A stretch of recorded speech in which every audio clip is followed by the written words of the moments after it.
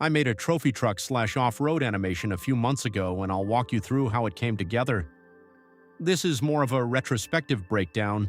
I didn't really plan to turn it into a tutorial or proper breakdown at first, but I ended up deciding to share the process anyway. Maybe someone will find it useful or interesting.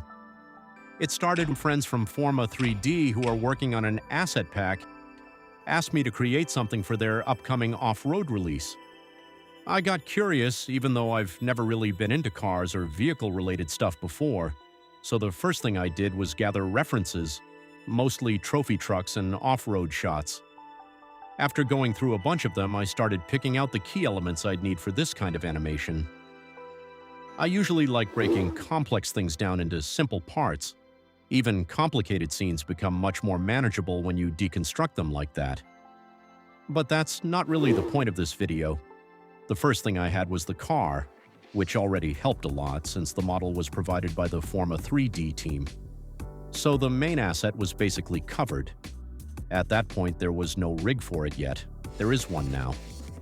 So when I started, I had to figure out a quick and dirty way to rig it with minimal effort. I ended up finding a really solid free add-on from Blenderessa, off-road rig generator setup. And honestly, it solved a big chunk of the problem for me. You can define a driving curve, control the body, wheels, and even tweak how the car reacts to the surface. And the best part is you can replace the placeholders with pretty much any custom models. Here I'm using my cat as an example. Next up was the environment. I blocked out a simple terrain and hooked the car into the rig. Looking at references, I noticed most of the environment was kind of blurry, with motion blur on top of that, so I realized I didn't need to overbuild anything. Since I already had a rough idea of the shots, I kind of started optimizing the workflow early. I first blocked in the car motion along a spline and set up a camera. I animated everything until the motion and framing felt right, and then basically locked the composition. After that, I set up a second camera that captured the whole environment. I rendered that out and used the frame to build a kind of matte painting. That gave me a solid photoreal base pretty quickly. Then I projected that matte painting back onto the terrain geometry. After a bit of tweaking, it actually held up surprisingly well. I also used it as a displacement map to give the terrain a bit more depth. At that point, the core setup was done. Next, dust from the wheels. I didn't want to deal with heavy VDB sims, so I went for a much simpler approach, just planes with cloud alpha textures driven by a particle system attached to the wheels. And that was basically it.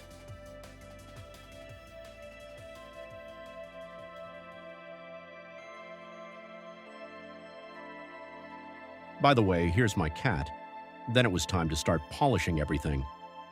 Since the environment was partly matte painting and not fully 3D, I started layering in bushes, rocks, tire tracks, people, props, just to push the illusion of a fully 3D space.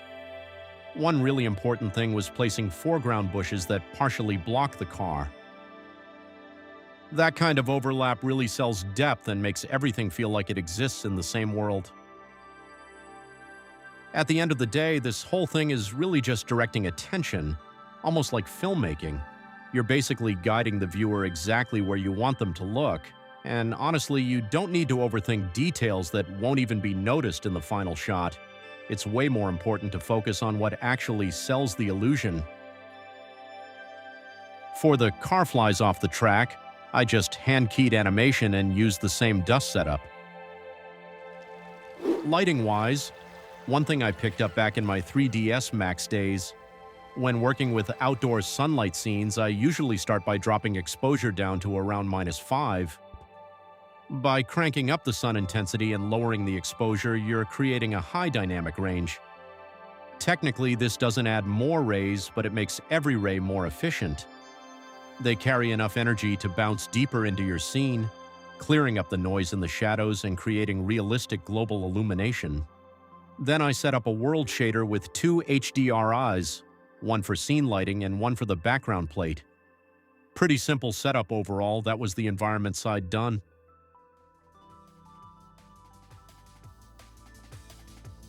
Now characters. I used a character from Forma 3D, but it also didn't have a rig at the time, so I used one of my go-to tools, AutoRig Pro.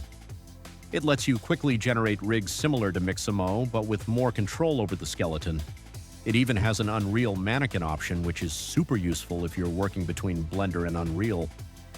Then I placed control points like in Mixamo and generated the rig automatically. Most of the time it works really well.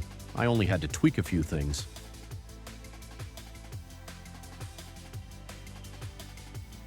After that, I bind the mesh and the rig is ready.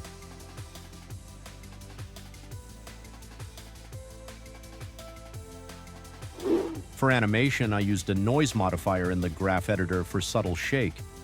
I keyframed the bones, went into the graph editor, picked the right channels, location/rotation,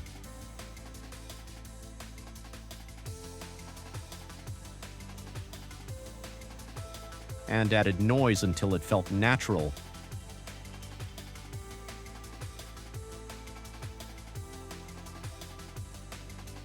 You can layer this across multiple bones to get a nice overall motion.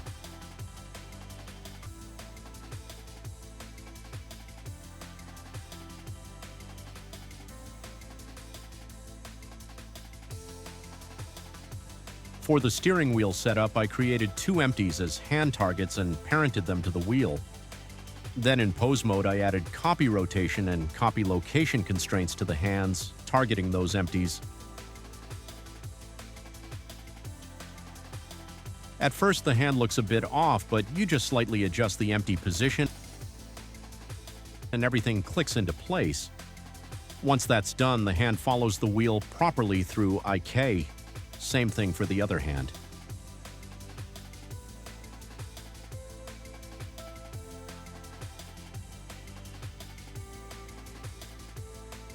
The influence value lets you control how much the hand follows the target, which is really useful when switching between steering and gear shifting.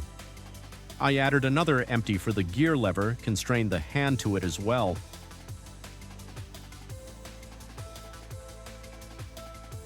And animated the influence so the hand leaves the wheel, shifts, and comes back.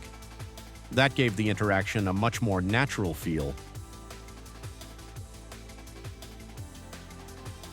For the car door fabric, I didn't use simulation. It would have been overkill. Instead, I used shape keys.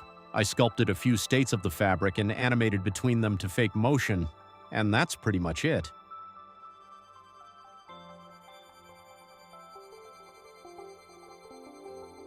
Everything else in the shots was done using the same logic. Hope this was useful. If you've got any questions, feel free to ask. The main thing is just staying creative, keep experimenting, and don't overcomplicate things. See you.